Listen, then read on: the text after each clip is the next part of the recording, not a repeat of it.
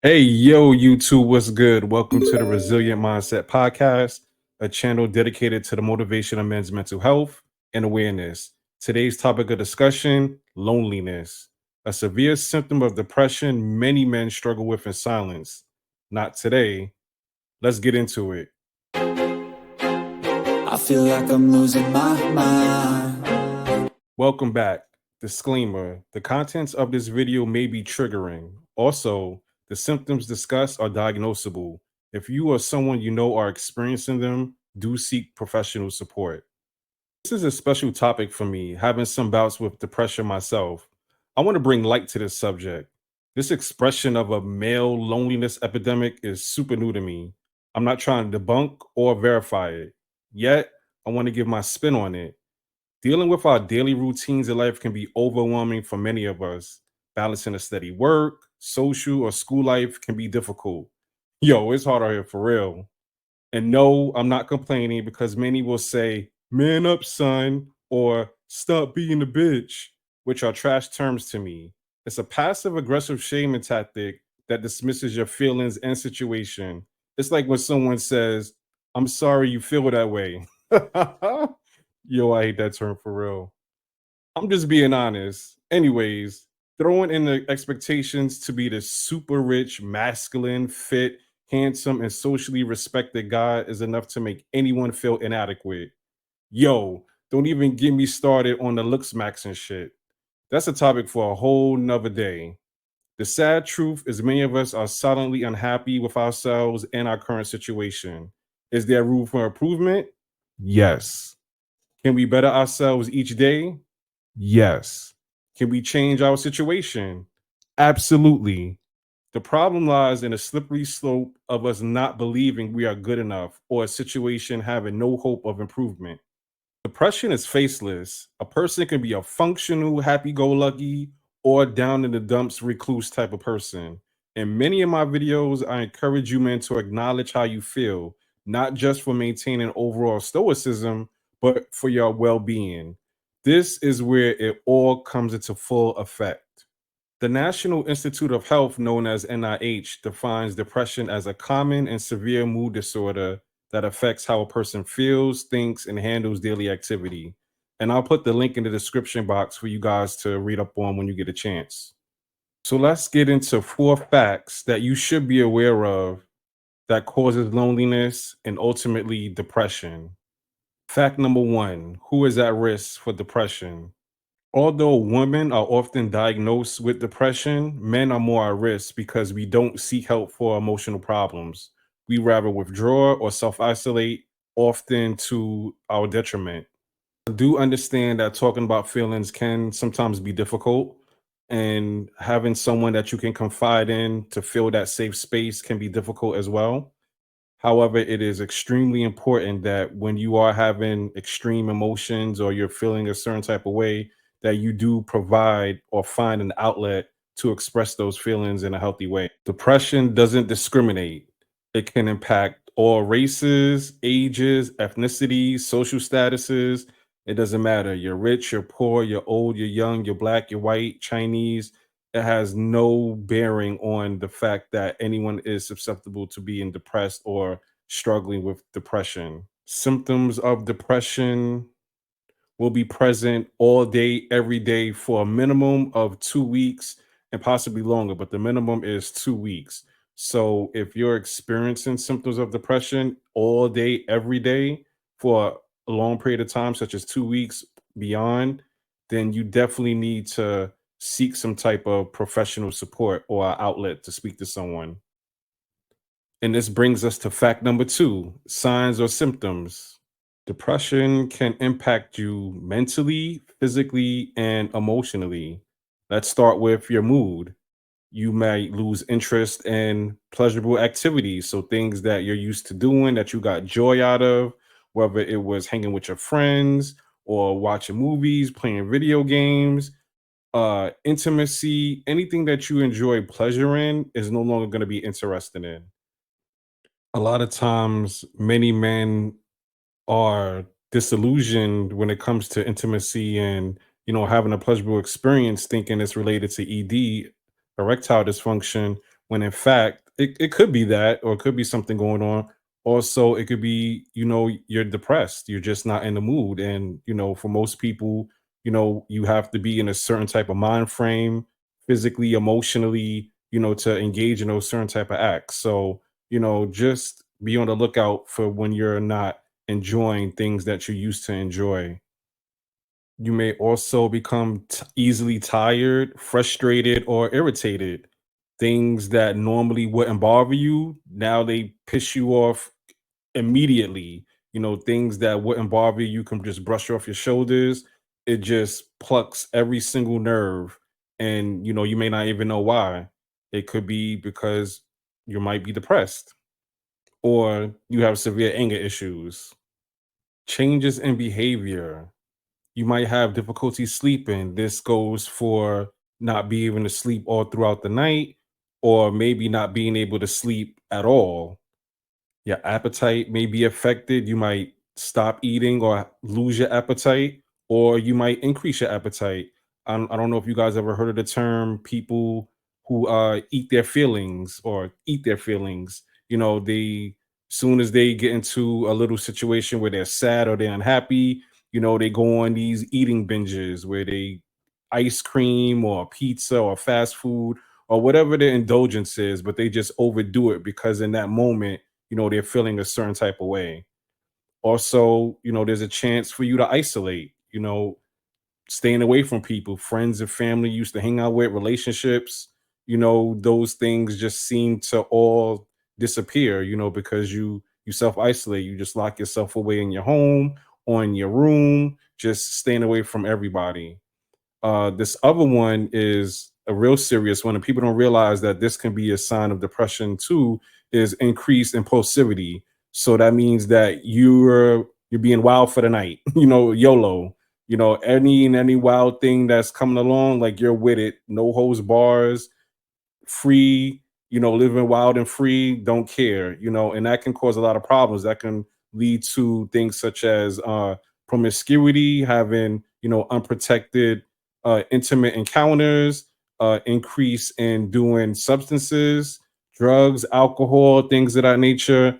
So, making risky purchases, buying things, spending money when you don't have it. So, just anything that can be a detriment to you in that moment, because you're highly likely to engage in that impulsive action, you're going to do it with no regard to what the outcome is going to be. Also, there's a chance of neglecting responsibilities, whether they're for yourself, family, or work. You just don't have the drive, the motivation to do the things that you need to do to take care of yourself or your family. This can even go down to as far as self care, even getting up, taking a shower, putting on clean clothes, just doing the things that you need to do for your daily living responsibilities. Those things don't even matter because you don't have the drive or the motivation to do those things. Changes in thought pattern. You might become, or you might experience sadness. Being sad, I know people link sadness a lot of times to being depressed, which it can be in some cases. And again, just going back to what we talked about, how long it needs to be present for this, you need to have this for at least 2 weeks, all day every day or longer, for it to be really something that's alarming. But people do get sad, so I don't want you to think that you can't be sad. Oh, I'm sad, so I'm depressed. No, people do experience sadness. It's just dependent on how long that sadness goes on for. Some people might experience anxiety, heightened anxiety. Everything is just like you're jittery. Everything is just like making you get startled, or you get nervous, or you're concerned about things. And this is like a continuous repetitive thing. It's almost like you're in survival mode when you're this type of anxiety. Like you don't know what's going on. It's kind of hard to think or process stuff because you're just always in this anxious type of, mindset.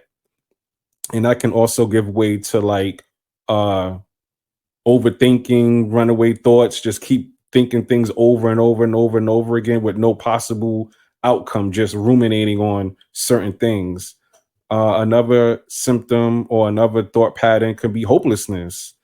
People, and I said that in the beginning of this video, a lot of times people are in situations and they think it's hopeless, that they can't get out of it, that is no way to fix this situation, that this is something that's never going to end, the situation that I'm in, whatever I'm feeling, whatever I'm going through, I'm never going to be able to get out of this situation. It's just hopeless. And unfortunately, that type of thinking sometimes can lead to this next thought pattern, which is self harm or self deletion. And I do want to say that if you are having these thoughts or do have these thoughts, whether you have a plan to carry them out or you're just like, I'll never do this, but I'm thinking about it, I definitely want you guys to talk to someone immediately. That we do have the 988 number. Definitely, you can call them 24 hours, 7 days a week. I have the line running throughout the bottom of this video so that you can call. It's anonymous. No one will ask you your name. No one will ask you any personal information. You can just talk to someone and let them know what's going on, because there is someone out there who can help you and will help you. You just have to reach your hand out to receive that help. And I know we just got really deep with that last fact, so let's take a breather real quick. And while you take a breather, if you found this information helpful so far, take a second to hit the like and subscribe button to help expand my channel and push my content to other viewers like you. Definitely appreciate it. Fact number 3, risk factors. Now, depression could be a combination of genetic, biological, environmental, and psychological factors. A lot of times it can be in our family history. I know for some reason, especially in Black households, talking about mental illness seems to be like a taboo type of thing. But I would definitely encourage you, if you don't know your family history, when it comes to like mental illnesses, definitely talk to your parents, grandparents, aunties, uncles, whoever, of the older generation is still living, to kind of figure out, what does that look like so you can be prepared is definitely something that's important. It can also be environmental. A lot of times people become more depressed with the holiday seasons or with the changing of the time going back, because it's getting darker, more earlier now. So, and I believe they call that SAD, seasonal affective disorder. So, a lot of times people do become more depressed, when it's less sunlight out.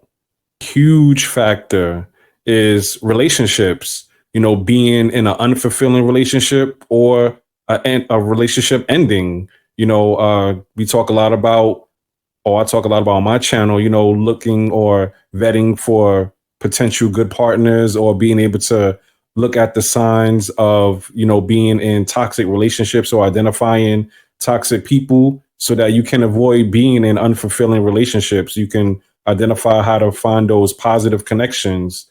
Also, what relationships end in. A lot of times around the holidays or maybe even before the holidays, relationships end, and, it can be devastating for some people. So, I do understand that, that loss, that grief that comes along with that loss of a relationship. However, it's not the end of the world, and it's not dismissing how you feel.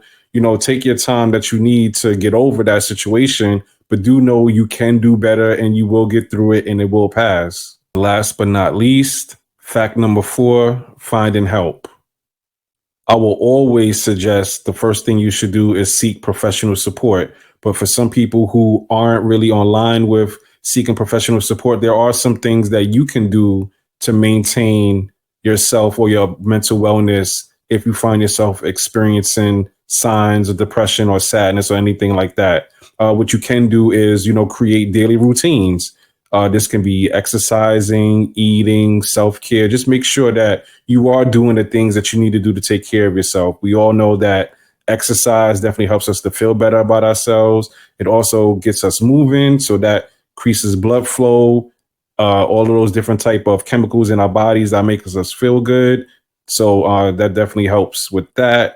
Eating, nutrition is definitely important, making sure, and I talked about this in other videos, make sure that you have proper nutrition. You're eating 3-4 square meals a day, not just junk food, but you're making sure that you put healthy things in your body, because again, the things that you put in your body does affect you mentally and emotionally.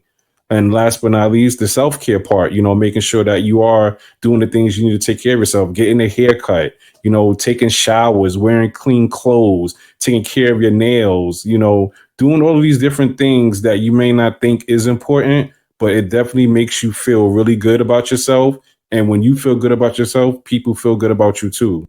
And the second importantly thing is using your support systems, making sure that you are connecting with trusting people, making sure that you are identifying supports people you can talk to in times of need. Also, hold off on making important decisions or major changes. We talked about the signs and symptoms, the impulsivity. So definitely when you're in this state, you want to hold off on making any sudden or dramatic or drastic changes, because the way you feel now, you may not feel the same way after, you get back to your regulated state. So also I would avoid substances and impulsive behavior. Those urges that you may get in that moment while you're feeling that way may not be something that's going to be helpful for you in the long run. So, and especially when you mix substances with impulsivity, you never know what you're going to get into, but I can guarantee you it's not going to be something that's going to be productive. So definitely when you're in this state, you're super vulnerable. So, substances and impulsive behavior and doing things on the fly is definitely not going to help contribute to that situation. It may feel good in the moment because you're forgetting about your problems, you're forgetting about your worries, but on the back end, you may be tacking on a whole bunch more problems and issues that you may not want to have to deal with. So just be safe. Listen up. There's a fine line between being alone and self-isolation. Take the space you need to regroup, re-strategize, and restart. However, know when you need to connect back with the social scene and your support. Yo, which part of this video is most meaningful for you? Drop your thoughts in the comment section. Let me know if you gained any value from this video. Stay locked for more of my content by viewing another video. As always, stay resilient.